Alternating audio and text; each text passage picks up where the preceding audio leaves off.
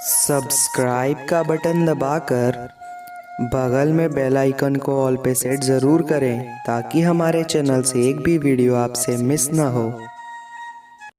प्रिय भक्तों, सनातन धर्मावलंबियों, आपका एक बार पुनः इस आचार्य दिनेश भार्गव आध्यात्मिक यूट्यूब चैनल पे हम स्वागत करते हैं।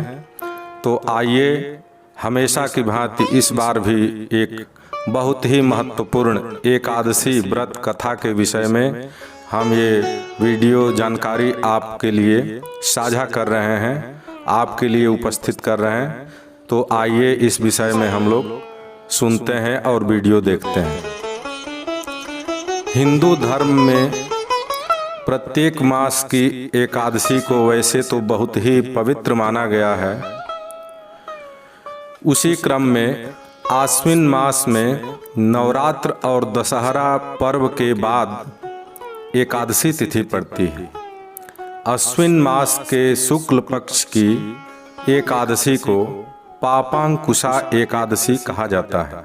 पापांकुशा एकादशी व्रत को सभी प्रकार के पापों से मुक्ति प्रदान कर सुख देने वाला बताया गया है। विजयादशमी के बाद भगवान श्री राम और भरत जी का मिलन भी इसी एकादशी को हुआ था, इसलिए यह एकादशी बहुत ही महत्वपूर्ण हो जाती है। अब आइए जानते हैं कि इसका नाम पापांकुशा कैसे पड़ा। तो शास्त्रीय वर्णन आता है, पाप रूपी हाथी को व्रत के पुण्य रूपी अंकुश से बेध कर अपने वश में करने के कारण ही इसका नाम पापांकुशा एकादशी पड़ा। इस दिन मौन रहकर भगवद स्मरण तथा भजन कीर्तन करने का भी व्यवस्था है।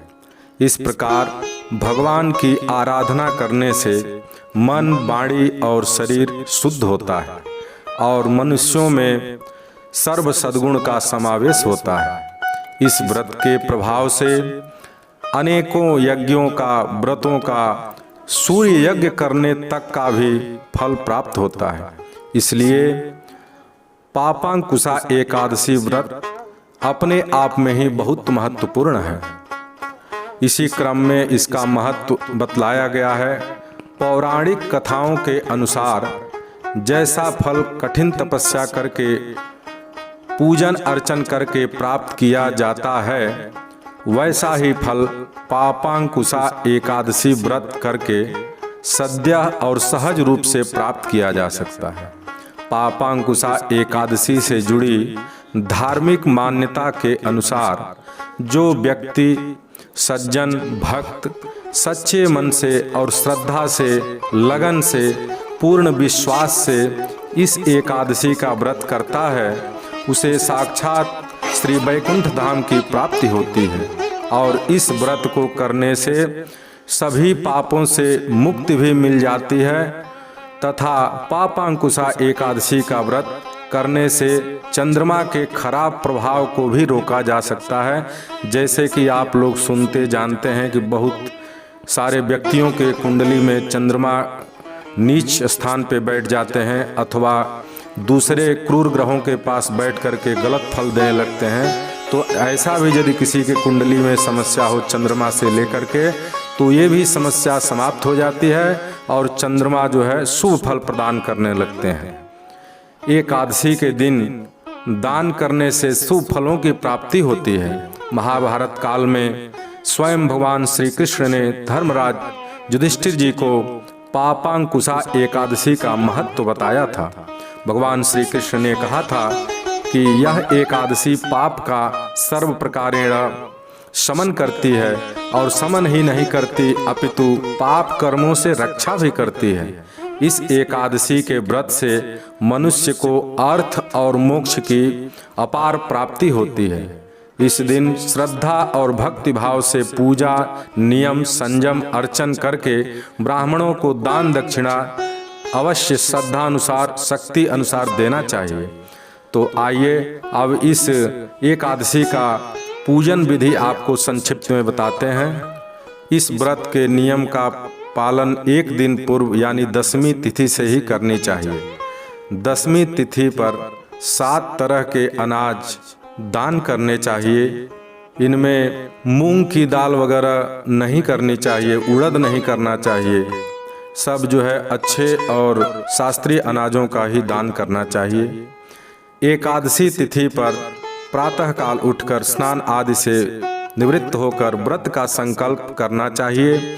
संकल्प लेने के पश्चात कलश स्थापन करनी चाहिए।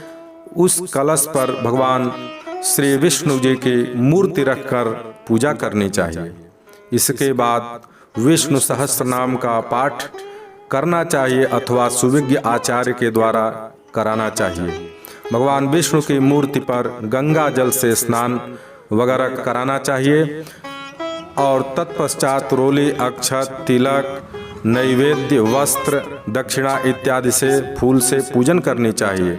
इसके बाद घी का दीपक जलाकर आरती करनी चाहिए।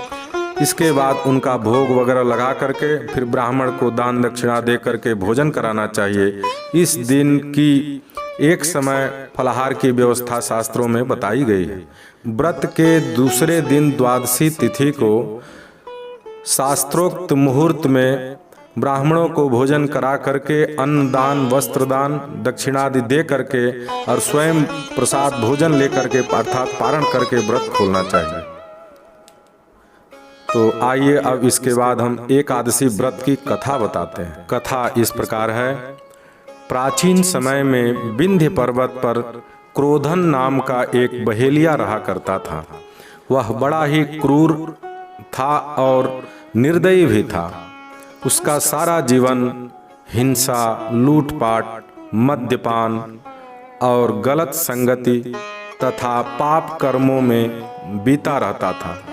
जब उसका अंतिम समय आया तब यमराज के दूत बहेलिये को लेने के लिए मृत्युलोक पर विंध्य पर्वत पे उसके पास आए और यमदूत बहेलिये से कहने लगे कि तुम्हारे जीवन का अंतिम दिन है, हम तुम्हें कल लेने आएंगे।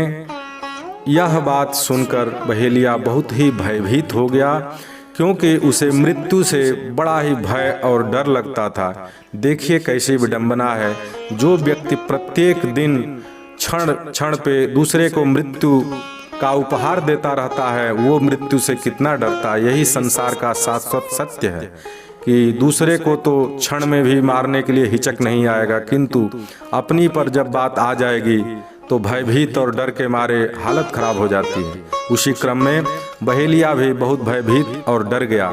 डरने के पश्चात उसके मन में एक सद्बुद्धि आई कि कोई उपाय किसी संत महात्मा ऋषि से इसके लिए पूछा जाए। इसी क्रम में महर्षि अंगिरा के पास आश्रम में पहुंचा और महर्षि के चरणों में बारंबार प्रणाम करके प्रार्थना करके अनुनय विनय करने लगा और कहा, हे ऋषिवर, मैंने जीवन भर पाप कर्म किए, दुष्ट कर्म किए, अनैतिक कर्म किए, दूसरे को कष्ट दिए, यहाँ तक कि अनेकों अनेक जीव हत्याएं की।